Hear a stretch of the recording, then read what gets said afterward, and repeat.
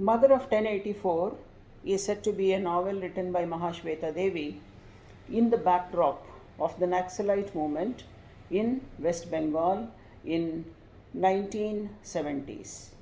And why actually did this Naxalite movement happen? 1960s to 1980s, those two decades were the decades of turmoil and turbulence in the state of West Bengal when the communists tried to gather power and take control of the governance of the state. And when the government tried to repress such communist activities, and when the youngsters felt that the government was indulging in activities to quell rebellion, activities to do social injustice, and when they realized that the government, instead of serving the interests of the people, was serving the interests of the power mongers, then began this conflict between the Naxalites, the government establishments, and also the common people involved in it, and common people associated with the movement.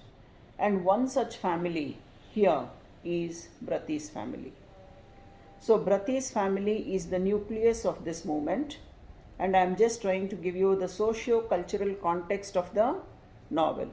So in this context, when you read Mother of 1084, it is a novel that deals with the Naxalite movement, and as we already discussed in our introductory class, how this movement had gathered force in 1971 when a police officer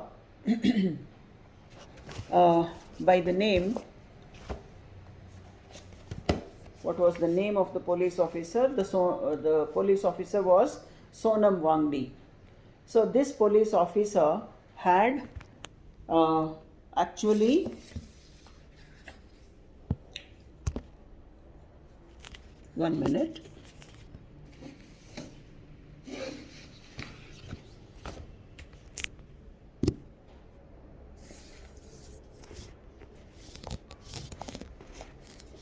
Yes. So the police officer by name Sonam Wangdi had approached the tribal groups in the tribal areas of West Bengal, and he tried to conduct the police combing of the village in order to get at the tribals for one of the underground leaders. And when the police force got into the village and tried to get at this leader, the tribals started conflicting with them, fighting with them, and this encounter of the tribals and the police officer Sonam Wangdi actually resulted in the killings of 9 people, 6 women and 2 children.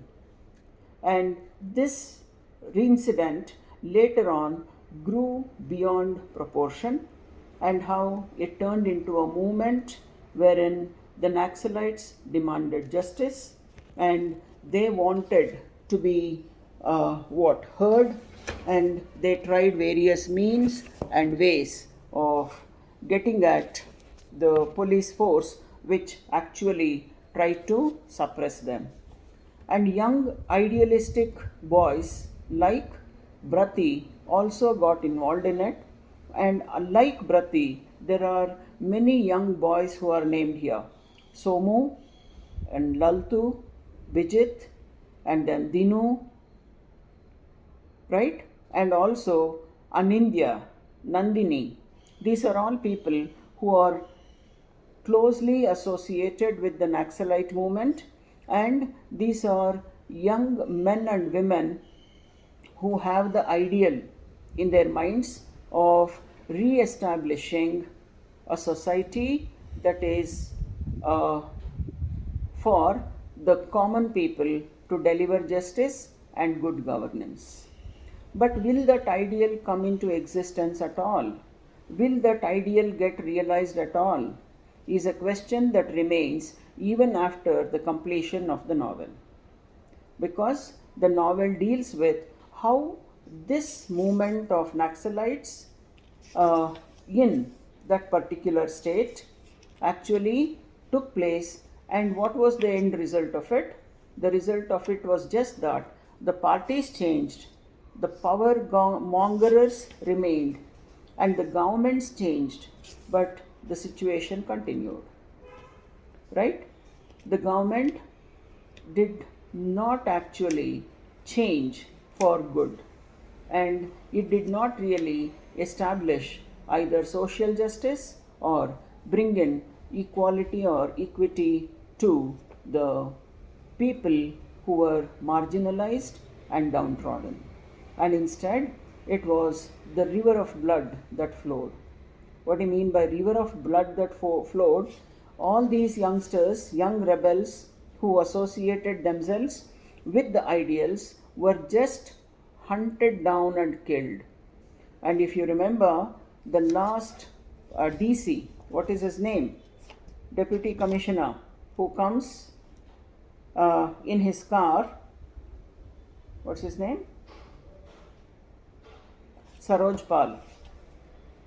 Saroj Pal is the Deputy Commissioner who comes in his car, and of course he is doing 24/7 duty, and he wants to uh, erase the name of Naxal movement in West Bengal, and he even attends the party hosted by Tuli, but he doesn't get into the house. He says he's busy, just came there to wish her, and he went away.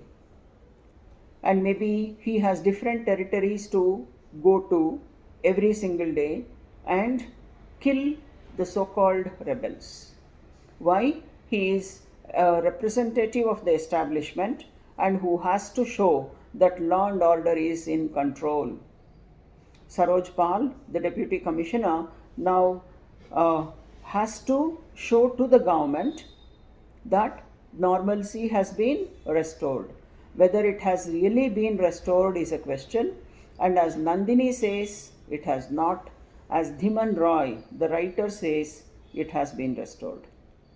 And this confusion regarding the movement persists in the story. Right? And then you see how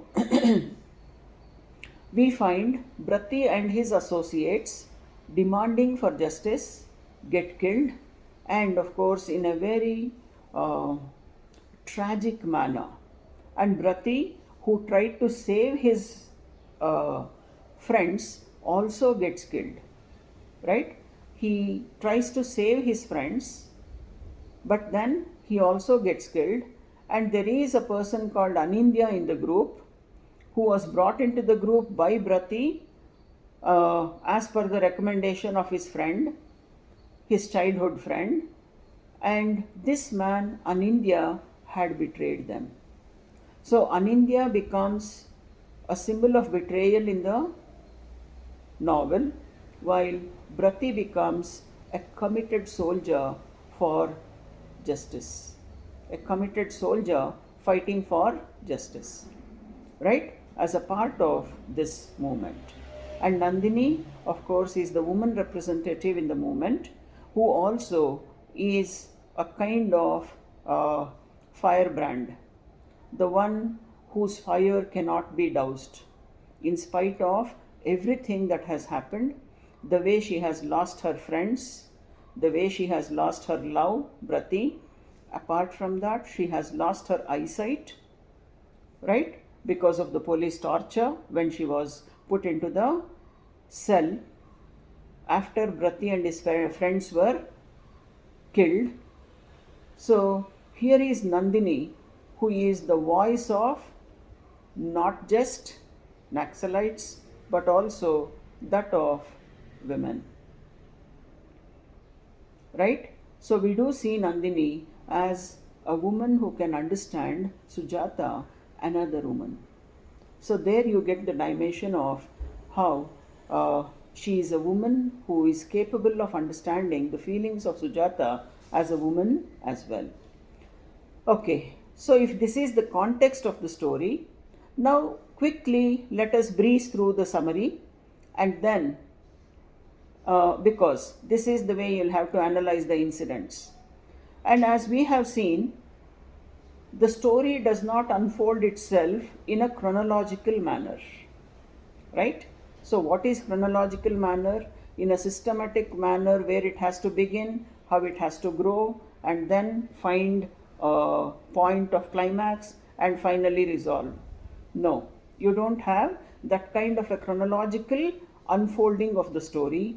Instead, the novel has bits and pieces of incidents that happen here and there in the past, in the present, and maybe later in the present, and how these incidents are put together to form a story, of course, in the mind of Sujata.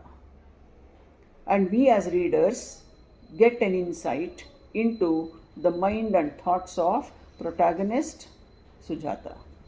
Okay, so this is the story of a family as well. Divyanath Chatterjee and his wife Sujata Chatterjee, who have 4 children. First one being Jyoti, who is the eldest, who is married to Bini and has a son called Suman. Second is Neepa, who is married to Amit but and has a daughter but is not happy with her marital life, so she finds her own whimsical way out of the marital life to find her happiness. And you have Tuli, who is a traditional young woman, who is a typical reflection of the mother-in-law of Sujata, close to her dad and against her mother. Right? And the last one is Brati. Brati is the loving son of Sujata. And even though when Sujata remembers about the time of his birth, she realizes how he was an unwanted child. As Sujata did not want to bear more children, she already had 3 children, but owing to Divyanath's sexual onslaughts, Sujata had conceived Brati, and now she had just said enough is enough after Brati's birth. Right? So that's how we find this family structure has its components. And the most important of the family components here is the mother-in-law, who plays a very silent but a very significant role. That is, she is the mother of Divyanath Chatterjee, and who was in charge of the household, who reared up her first 3 grandchildren, and how she was against her working daughter-in-law. So here is a woman who did not like her daughter-in-law to go out and work, but be submissive and subservient and stay at home listening to her commands, while she herself would rear the first 3 grandchildren. But with this kind of an atmosphere, Sujata realizes that her working hours give her a sense of freedom, and being a graduate and an intelligent person, and also the one who could communicate very well in English, had a bank job which she did not want to give up. So she continues with her bank job, and that's how distancing happens between the children and the mother. And Brati being the last one, somehow Sujata, of course, has to take care of him. And in this act of the mother and son being together, and Sujata listening to Brati's demands as a baby, and later on maybe being a part of his growing years and childhood, and later on realizing that Brati was different from other children, this relationship between Brati and Sujata grow into a solid strand. Then we find how this particular novel not only has a political context, it also has a social context. What is that social context? When you read the play in its social context, you find Sujata, the protagonist, is the feminist voice there. And we see Sujata as a young woman, capable and qualified, who is married to Divyanath Chatterjee but suppressed in her marital life by her husband and her mother in law, and who bears children as per the wishes of her husband, but finally says a big no. Yes, after the birth of her 4 children, she says a big no, and for which she has to pay a price. What's that? The infidelity of her husband. So, Divyanath Chatterjee never felt the need to be loyal to his wife. He was an womanizer. He had set up a typist as his mistress, and he had fun. He went around, and he also had his sexual exploits outside his married life, and of course, openly, not even in the secrecy of things. And the mother in law only supported her son, saying this indicated his virility, and her daughter in law need not bother about it. And Sujata is silenced.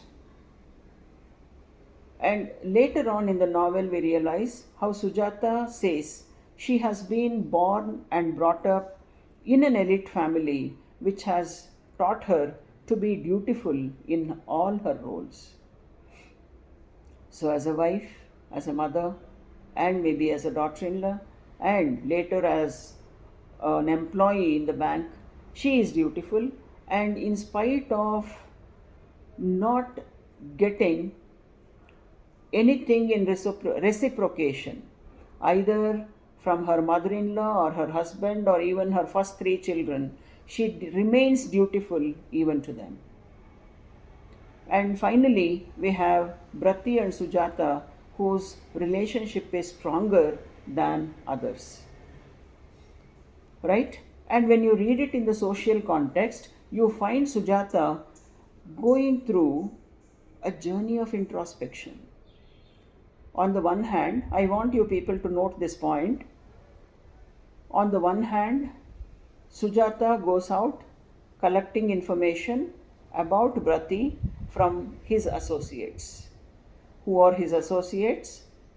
Somu's family, his mother, sister, and Somu's father, who is of course dead, and then you have Nandini, who was a close associate of Brati, and then the police who had some information about him, right? So these are all the various sources through which she tries to put together Brati's life and his activities, which were unknown to her, because Brati had never spoken about his activities to anybody in the family, not even to his mother. And actually, the novel opens with a call that Sujata receives from the police station of Kantapukur that there is a dead body numbered 1084 and she has to come and identify it, whether it is her son's, Brati's.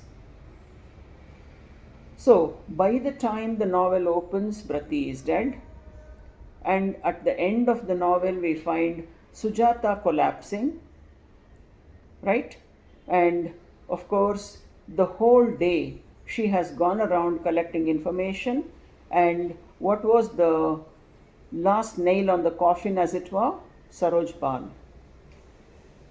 Saroj Pal, this DC who just came there to wish Tony Kapadia, who holds strings, good political strings, saw that this old lady had come to the police station to identify the corpse number 1084. So this gives her a rush of her memories 2 years ago, and of course she is suffering from her appendicitis pain, which she has to get operated immediately, but she had been postponing it till the wedding of Tuli that was supposed to be conducted in April. and now she has a rethinking on it, but maybe by then it is already late. And Sujata collapses at the end of the novel. And Divyanath's comment, maybe the appendix has burst. Is the reason physical or mental for Sujata's collapsing is up to the imagination of the readers. Right? And going through the novel, you find how, as I said, there are no chronological incidents that you can suture together. You just have to put the patches, bits and patches, into the slot to make it a story. And Sujata's memories of Brati, as we have already said, there are three important days.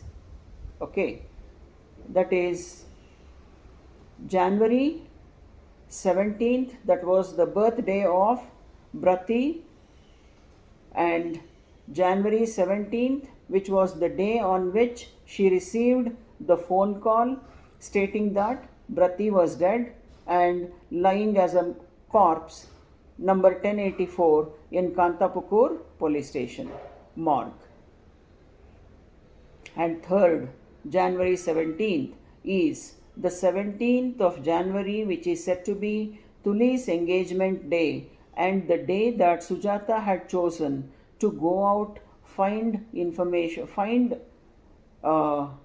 people or associates of Brati and get information from them 2 years after his death. Right? There are three January 17th which you need to remember. And the novel actually begins with the latest, that is the present January 17th, and goes back to 2 points of past. One is the death of Brati, and the other is the birthday of Brati, which Sujata remembers. And memories of Brati are filled in, and they give you a large part of the story. And Sujata actually sees to it that Brati is taken good care of when she realizes that he is different from all her other children. When other three children had different influences and different ways of growing up, Brati became closer to Sujata, and maybe that's the reason why he got distanced from his other siblings and also his father. That could be one reason. Yet another reason could be that he was different by nature. He was not like them, and he never ever was hypocritical. So this was more of a conflict between honesty and hypocrisy. So within the family you find two groups, Sujata and Brati on the one group on the one hand, and Divyanath Chatterjee and his three children, elder children, on the other. So Sujata and Brati representing honesty and transparency and good ideals and principles, while Divyanath and his elder three children representing the society, hypocritical society and self-serving, selfish individuals. And the conflict, as you know, can be ideological, familial, social, and cultural as well. Cultural for the reason that Divyanath had all through, as Nandini says, used Sujata as a doormat. So there was a wife, and here was a husband who was assertive of his conjugal rights. And there was no relationship of love or affection between them. And for the eyes of the public, they were husband and wife, and within the family, she was just there as the mother of his children and who had no rights to question him or his activities. And that's the reason why at the end of the novel we realize how Sujata stands up for herself and how she says, "You have no business to intervene in my life. Don't shout, don't intrude in my activities. Have I ever done it with you? even when you set up your typist, even when you went out with your girlfriends and women for parties and trips or tours. When I have not intruded in your life, how can you intrude in mine? So these words are slaps on Divyanath's face, as it were, and he just walks out, wiping the sweat on his nape, meaning this was the first time that his wife had turned up to him, asserted herself as the wife and as an individual, and had told him how he has to stay within his limits. And later, we find how all these four children's character portraits are projected. We find Jyoti and Bini as a couple, and Bini being foreign educated, she has different ways, and of course, she has her own beliefs. And Jyoti is supposed to be a henpecked husband, unlike Divyanath, who is said to be a very virile man going around seeking sexual gratification. And then you have Nipa, who seems to have taken after her father, as she has her husband Amit, but she finds happiness in the company of his cousin,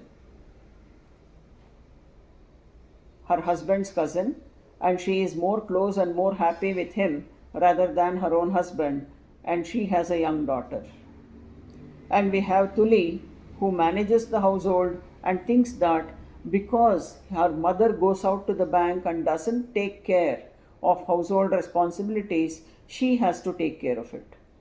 And she is a typical reflection of her grandmother, and at the same time, she is the one who works hand in glove with Divyanath in his extramarital relationship with his typist.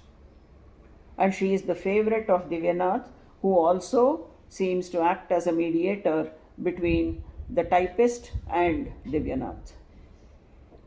And coming to Brati, of course, Brati was close to Sujata, and he was the only one, as Sujata remembers, the one who slept on her lap, the one who asked her for food, the one who wanted payesh, as you remember. On his 20th birthday, she had asked him what does he want to eat, and he had said he wanted to eat payesh. And he said he would be back after some time, and Sujata had instructed the cook Hem to make payesh for him. And Brati was no doubt closer to Sujata, but he had not opened up about his other dimension to her, because maybe he had seen his mother to be such a silent, quiet, self sacrificing woman who just could not maybe take the challenges of her life. That was the picture that Sujata had through her life given to Brati.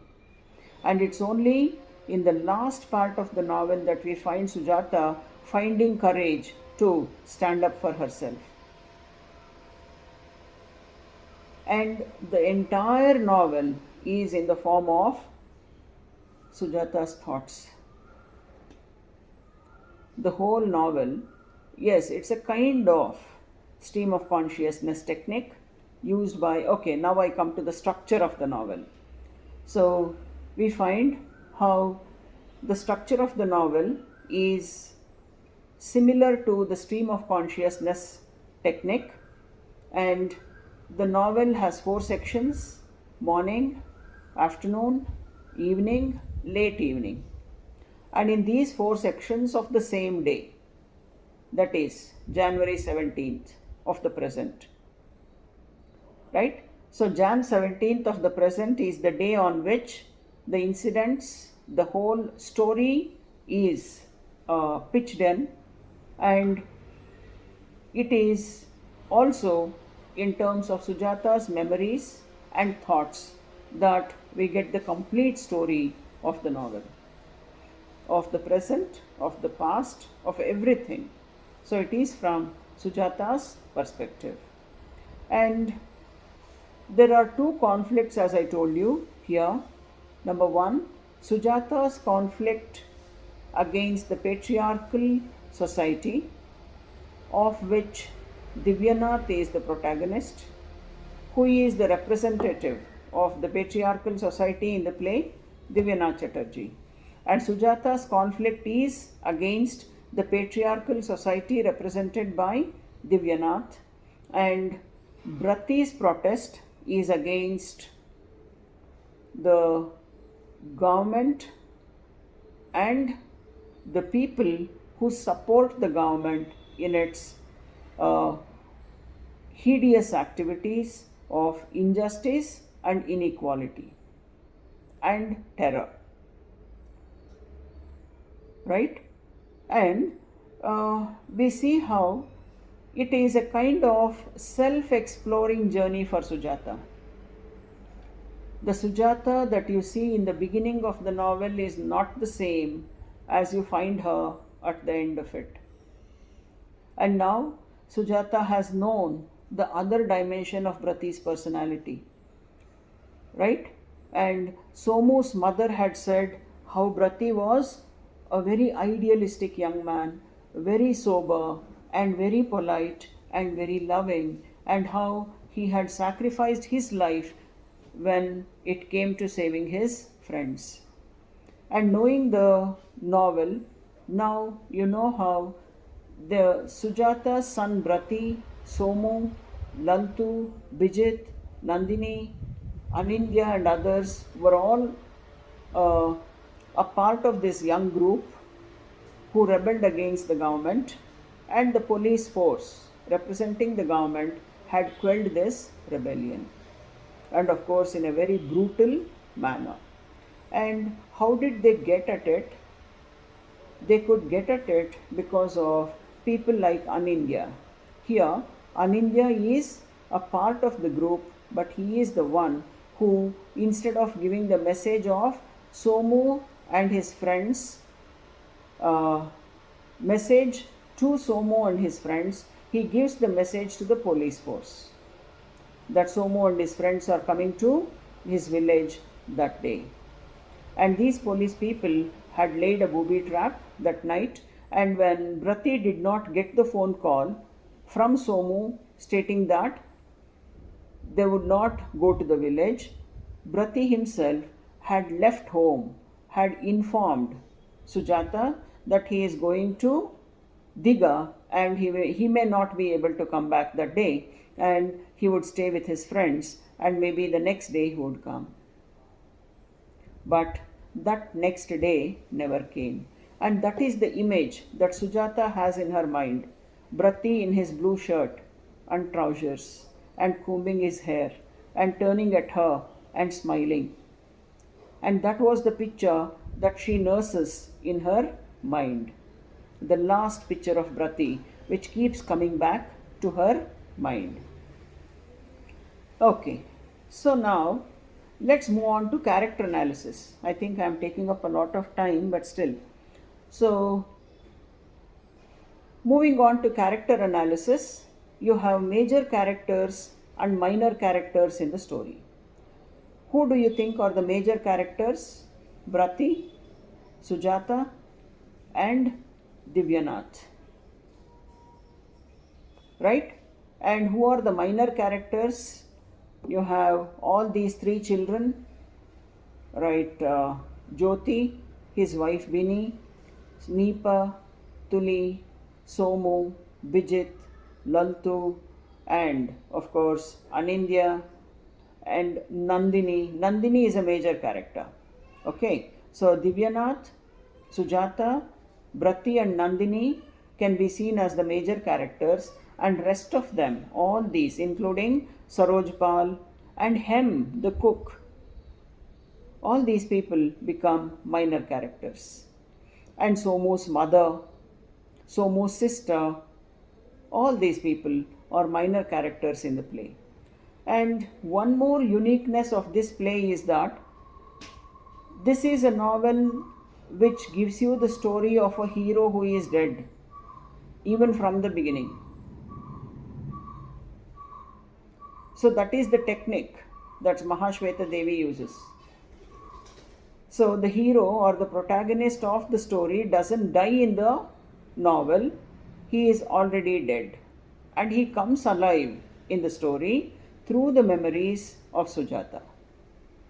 He comes alive in the story only through the memories of Sujata. And he has a towering presence in the story. Brati, Brati, Brati. Sujata's mind is full of Brati and the story is full of Brati, and how even at the end of the novel we find Sujata full of Brati's memory. Okay. Major characters, as we said, Sujata has been an educated, employed woman who is unable to bear the brunt of patriarchy, find solace in her bank job.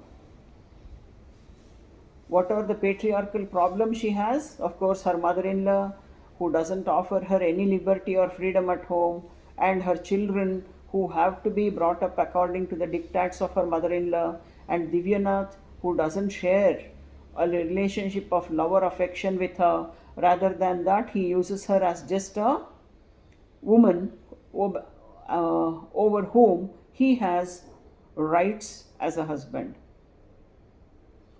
And in this patriarchal setup, Sujata finds herself to be suffocating and therefore defends her job and enjoys her free moments for 10 hours in the day, that is, in her bank job. Right? And Sujata, in spite of being an assertive woman, there are moments of assertion and there are moments of subjugation. I want you to see that. Which were the moments of assertion? When she said no to the fifth child. When Divyanath wanted to go on having children, Sujata had made up her mind and said no to it. Right? That's one. Secondly, when her husband and her mother-in-law said she should give up her work and look after the household, she defended her job, saying she cannot give up her job, she would go ahead with it.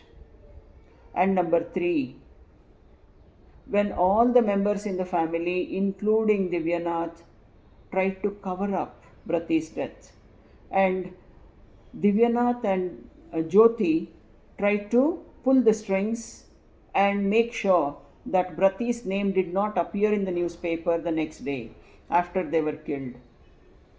So there again, Sujata as a mother just went out to identify her son's body and be there for the cremation rather than being a party to these people who were trying to cover up the entire news. These are moments of assertion, no doubt. But had she done anything for herself? Had she ever withstood the onslaught of Divyanath? She does it at the end. And who is her force inside? That is Brati.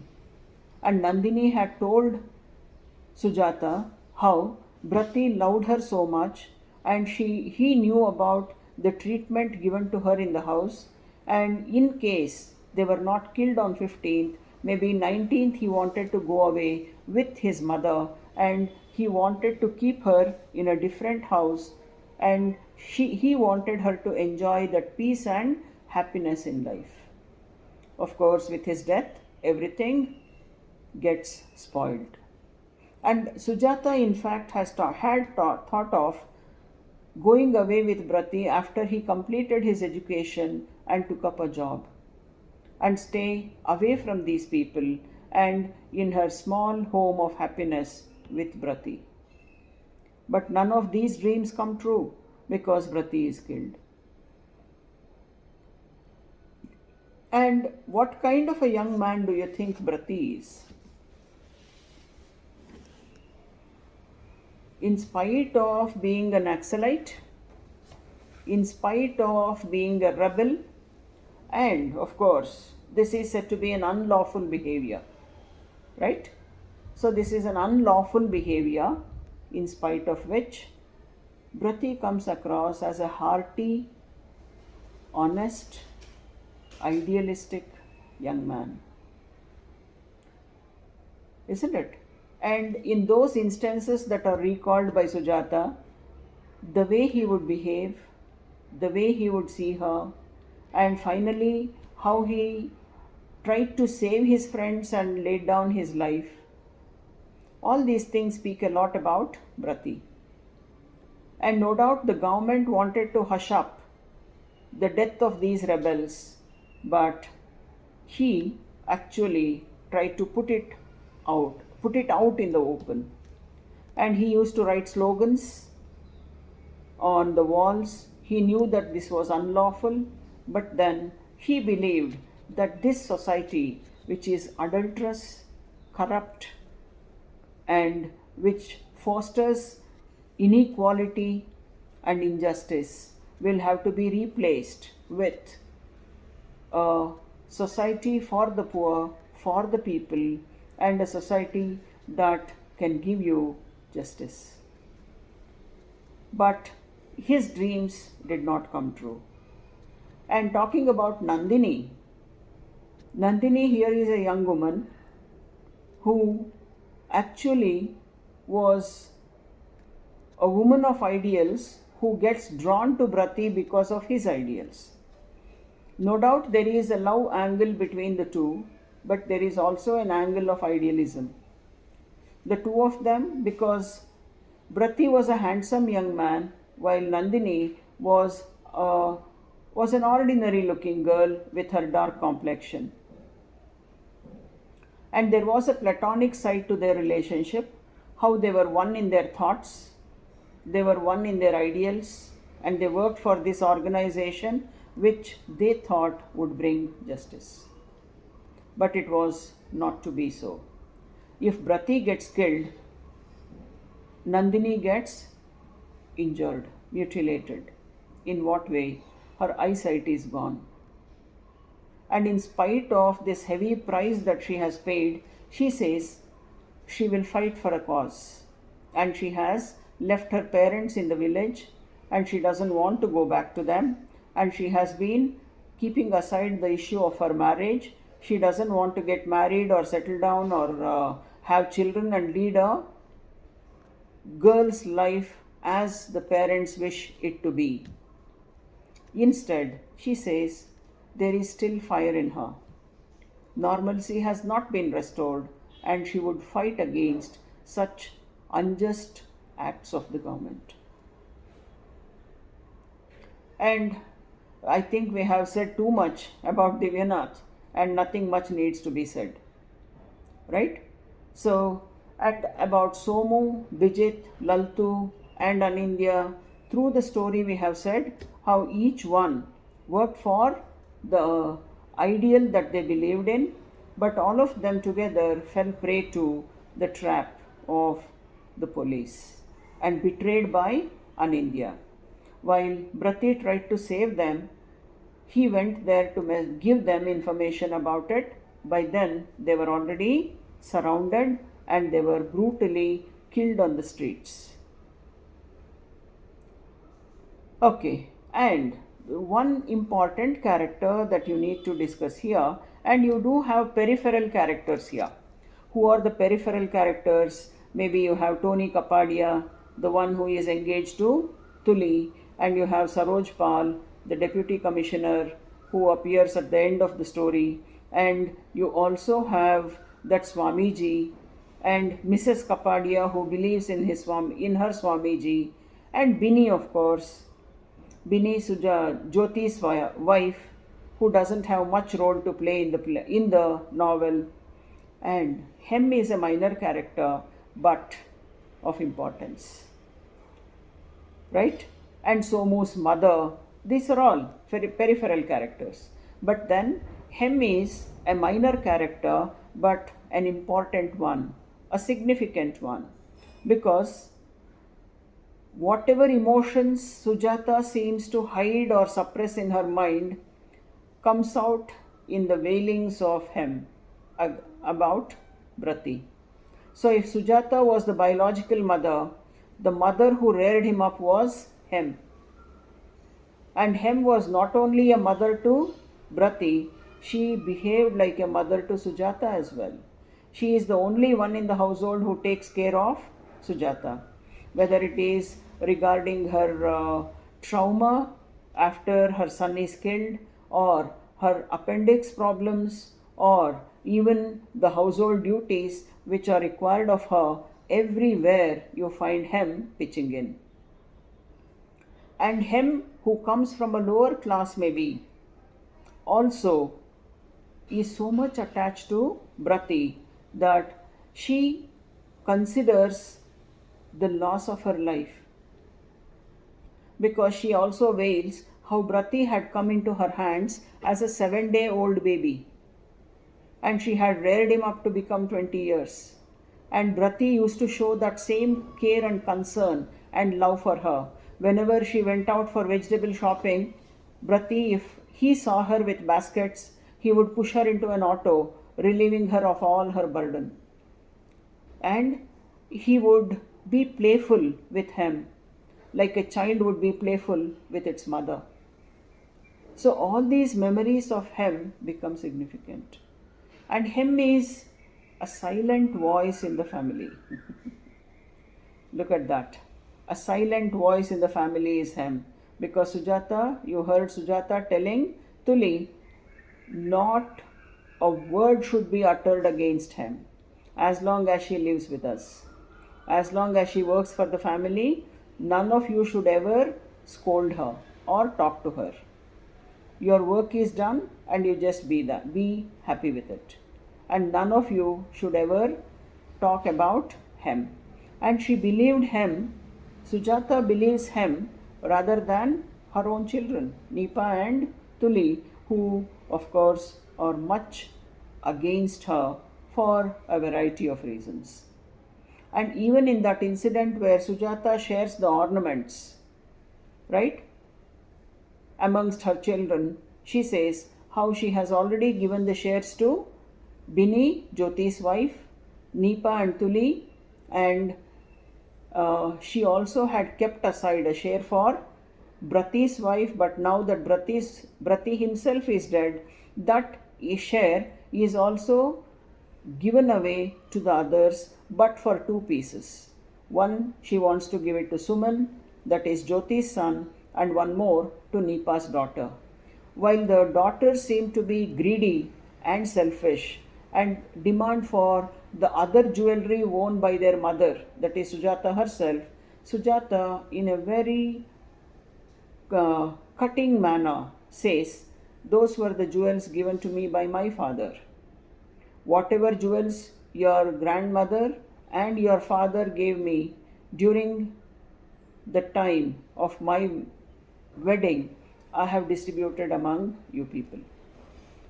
So whatever I have is what my father gave me." Right? And finally, has Sujata asserted herself as a person? Has self-realization come to Sujata? And when maybe if Sujata comes to know about Brati through her interactions with Nandini, it is through the same interactions with Nandini that she comes to know about herself and what Brati thought of her. Do you think all these interactions would have helped her to arrive at herself, her core personality as a woman? Yes. So is this self-exploring journey successful?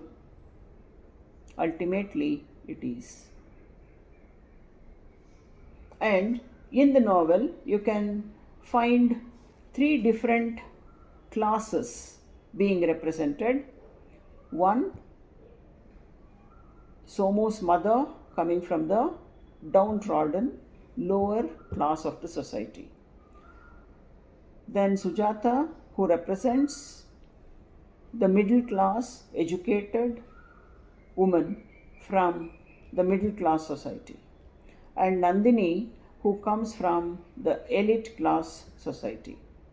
And these three people, that is Somu's mother, Sujata, and Nandini, are different kinds of women. And whatever class they come from, the society's treatment to these women seem to be the same.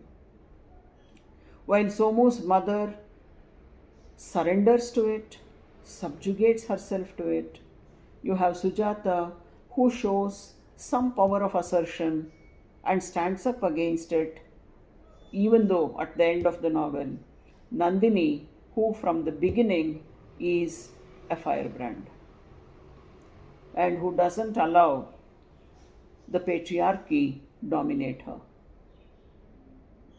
Right? So, with this, I conclude my analysis of it. I want you people to contribute.